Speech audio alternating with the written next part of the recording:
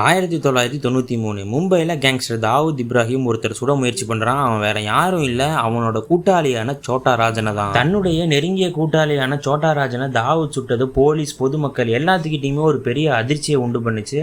ஆனால் அதுக்கு பின்னாடி பல காரணங்களும் சம்பவங்களும் இருந்துச்சு.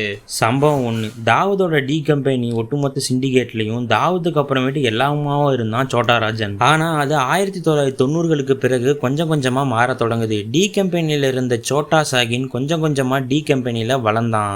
பின்னர் சோட்டா ராஜனுடைய செல்வாக்கு டி கம்பெனியில் கொஞ்சம் கொஞ்சமாக குறைய ஸ்டார்ட் ஆகுது. தாவூத் டி கம்பெனியில் சோட்டா சாகினை வளர்த்து விடுறது சோட்டா ராஜனுக்கு சுத்தமாக பிடிக்கல. இந்த சம்பவம் முதல் முறையாக சோட்டா ராஜனுக்கு தாவூத் மேலே மிகப்பெரிய வெறுப்புணர்வை ஏற்படுத்துது. சம்பவம் 2, 1993 மும்பையில் நடந்த தொடர் குண்டுவெடிப்புக்கு பின்னாடி தாவூத் இருப்பதா குற்றச்சாட்டு வைக்கப்பட்டுச்சு. தாவூத் இது போல தீவிரவாதிகளுக்கு உதவுவது சோட்டா ராஜனுக்கு சுத்தமாக பிடிக்கவே இல்லை. இப்படி தீவிரவாதிகளுக்கு உதவுவதால நம்மளோட தொழில் அனைத்தும் பாதிக்கப்படும் சோட்டா ராஜன் வருத்தப்பட்டான். இப்படி பல காரணங்களுக்காக தாவூத் கிட்ட இருந்து பிரிஞ்சு போன சோட்டா ராஜன் தனக்குன்னு ஒரு புதிய சாம்ராஜ்யத்தை உருவாக்கினான்.